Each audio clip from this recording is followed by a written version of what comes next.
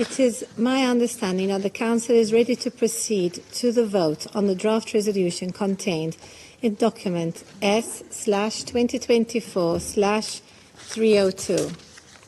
I shall put the draft resolution to a vote now.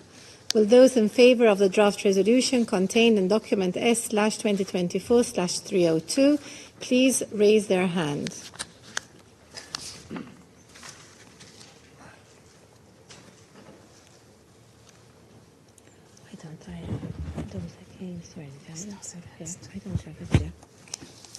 Don't worry. Thank you. Those against? Abstentions?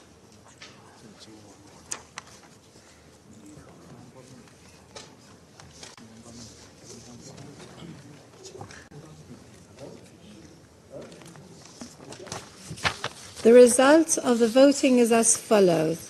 13 votes in favour, 1 vote against, 1 abstention. So here it is. The draft resolution has not been adopted owing to the negative vote of a permanent member of the Council. Pass the floor to the Russian Federation. Madam President, unfortunately, the UN Security Council today did not manage to adopt a well-thought-through decision on using outer space exclusively for peaceful purposes. That was the thrust of the Russian and Chinese amendment, which was not adopted. It's very telling that neither in today's discussion nor earlier did the authors of the DR answer the question, what do they not like about our proposal? Which boils down to introducing a call not to place weapons of any kind in outer space. In other words, repeating my earlier metaphor, why do we need a roof if we haven't yet built the walls? What is the real, genuine reason that prompted them to submit to the Security Council such a strange draft resolution? It remains a mystery for many colleagues. Let's try to answer that question. The PR, when reading her pre-prepared speech, basically gave away the reason. She directly confirmed that the only reason why Washington introduced this amendment is to tarnish the Russian Federation. If the US is really so much in favor of using outer space for peaceful purposes, why did you vote against our amendment calling for a ban on weapons of any kind being placed in space, not just WMDs? Your silence on this matter is more telling than anything you could possibly say. The US is lecturing other states about the use of WMDs. That's rich. The PR asked us why. Why? And we answered it. We want a ban on the placement of weapons of any kind in outer space, not just WMDs. But you don't want that. And let me ask you that very same question. Why? My US colleague, by the way, told us about her trip to Japan, including Nagasaki, and about the terrible consequences of nuclear bombings. Could I be so bold as to ask, could you enlighten us? Who conducted that nuclear bombing? The only time this was done in the history of humanity. Or perhaps our Japanese colleague can tell us all about it. A country which, as far as I recall, has never actually named the country which bombed it, as if those nuclear bombs which were dropped on Hiroshima and Nagasaki actually landed on Japan from outer space, out of nowhere. The US PR just said that President Putin has said on numerous occasions that the Russian Federation does not have any plans to place WMDs in outer space. She also said that not adopting this resolution has no impact on Russia's existing obligation not to place WMDs in outer space as per the 1967 Outer Space Treaty. But could Ms. Thomas Greenfield tell us why the US and Japan why did they submit this DR in the first place if it has no impact?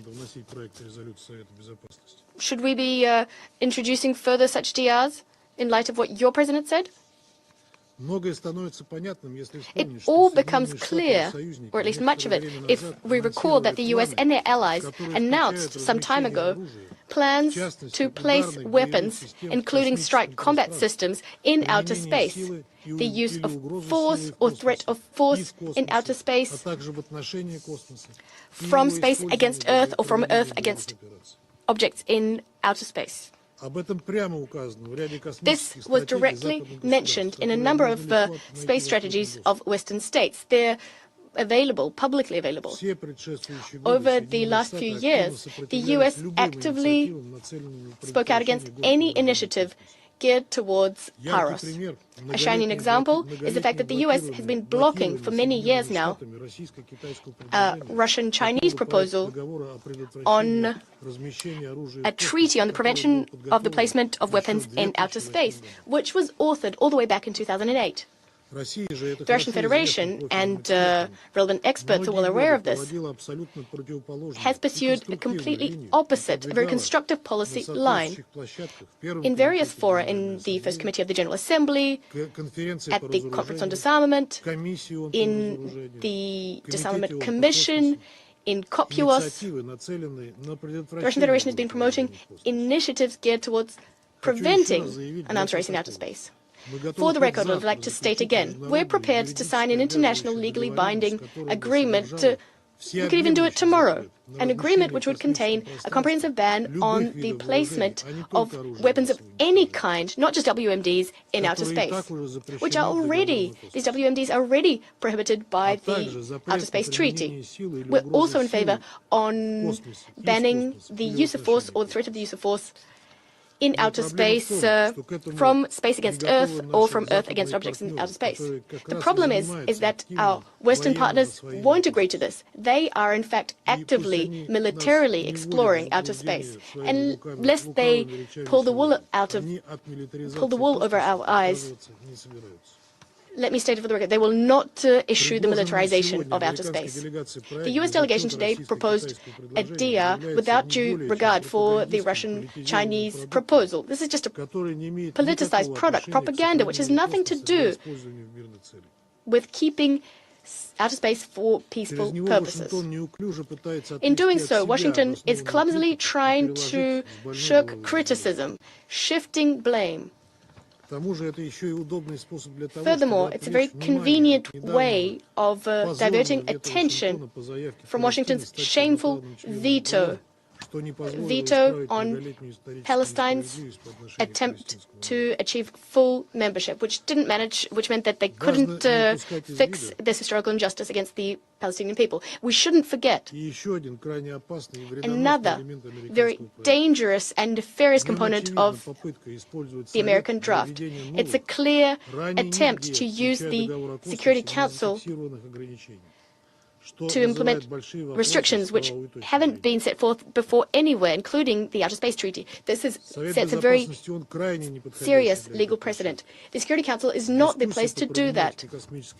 Discussions on outer space and decisions on this should be comprehensive. They should incorporate all members of the UN. They should be focused on preventing Paros and the rise of armed conflicts in outer space. Otherwise, this is clearly a blatant attempt to impose the opinion of one Security Council member on all other UN members of the Security Council and the rest of the UN. And in fact, the maintenance of international peace and security remains the prerogative of the UN Security Council. The Russian Federation remains duty-bound to the obligations it undertook under international law in outer space, playing along with aggressive plans, giving the green light to politicized initiatives. We won't engage in that. If Security Council members from Western countries have been pounding their chests, talking about the fact that they're committed to keeping outer space peaceful, if they're prepared to reaffirm this, not in word, but in deed, we're prepared to give them another chance. That is why we'll be submitting shortly an alternative draft resolution to the Security Council. we will begin negotiations thereon as well. We hope that all Security Council members will exercise common sense and will show their interest in the need to keep outer space peaceful. Hopefully this will override attempts to politicize such an important topic, important for planet Earth as a whole. I thank the representative of the Russian Federation and pass the floor to China. President, the first artificial satellite was launched by mankind 67 years ago, which marks the start of a long journey in the exploration and use of outer space. Today, outer space has become a global commons, where the interests of all countries are intertwined with a common stake, ensuring that outer space is used for peaceful purposes, preventing the weaponization of and an arms race in outer space, and avoiding the outer space turning into a new battlefield, has become the strong call and shared consensus of the international community. Over the past decades, the international community has made unremitting efforts to realize the aforementioned goals by formulating international legal instruments such as the Outer Space Treaty, adopting a number of GA resolutions on outer space security, and conducting extensive technical discussions under the framework of the CD, the DC, the First Committee of the General Assembly, COPIOS, the GGE, and Open-Ended Working Group on Outer Space Security, among others.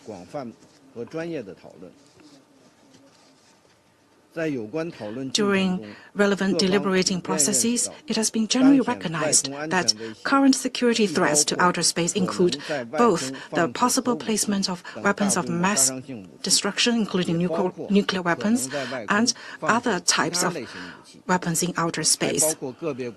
Also, a certain country has defined outer space as a theater of war, accelerating its buildup of military forces in outer space and creating military alliances in outer space.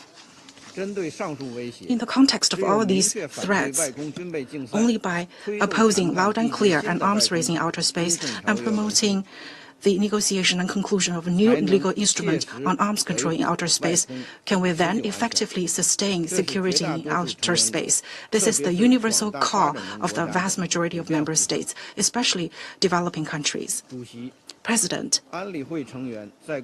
as Council members work together to advance outer space security governance, efforts should be made to demonstrate goodwill, enhance mutual trust, and promote cooperation, instead of suspecting, criticizing, and blaming each other, or stoking confrontation. The main sponsors should value and take on board reasonable suggestions made by other Council members so as to facilitate a consensus on the draft resolution. Rushing the Council into taking action when the parties clearly remain divided will only lead to a divided Council, undermine the Council's authority, and compromise the mutual trust and cooperation among the parties on outer space security. To make the draft text more complete, comprehensive, and balanced, China, together with Russia, tabled an amendment to the text. Regrettably, the amendment was not adopted. The draft resolution that was just voted on is incomplete and unbalanced, and does not reflect to the fullest extent the common interests and the shared call of the 193 member states on the issue of outer space security. Therefore, China had to abstain from the vote on the draft resolution. Just now, the U.S. representative made an groundless accusation against China. We firmly oppose such an attack. I would like to emphasize that if the U.S. and Japan were truly committed to advance the Council's constructive deliberations on outer space security, then they should focus squarely on the risks of outer space being weaponized and the potential arms race in outer space, and they should unequivocally stand for the prohibition of the placement of all types of weapons, including nuclear weapons, in outer space. The U.S. should stop its development and deployment of offensive weapons in outer space. President, outer space is not the private property of a few countries, but the common asset of all mankind. It is not an arena for countries to fight each other, but a new frontier for mutually beneficial cooperation. The international community needs to act on the vision of common, comprehensive, cooperative, and sustainable security, pursue cooperation in outer space on the basis of equality, mutual benefit, openness, and inclusivity, and ensure that the right of all countries to the peaceful exploration and use of outer space is fully guaranteed, with a view to building a community with a shared future for mankind in the field of outer space. At the same time, continued efforts should be made to prevent the weaponization of and arms race in outer space. Start without delay negotiations on an international legal instruments on arms control in outer space, and ensure that outer space is a peaceful space that can be used for the benefit of all member states and all mankind. In this regard, major space technology countries should play a leading and exemplary role. Let me reiterate that China has always been committed to the peaceful use of outer space and has been cooperating extensively with the international community. China will continue to work hand in hand with other countries to promote the peaceful uses of outer space for the sake of global economic development and social progress, thus making greater contributions to the building of a community with a shared future for mankind. Thank you, President. I thank the representative of China. I shall now make a statement in my national capacity. I start by thanking the United States and Japan for this initiative. We appreciate their skillful leadership and their tireless efforts to accommodate the positions of all Council members. Unfortunately, these efforts face yet another veto by a permanent member of this Council. Do you want to watch more videos like this one? If yes, subscribe to our channel and press the bell icon next to it. We have decided to bring videos on something nobody talks about: African politics, economy, and increasing power. Thanks for watching, and until the next video, stay tuned. Tell us what you think in the comment section. Like and share the video, and subscribe so that you don't miss any of our African videos. It's the best way to support us.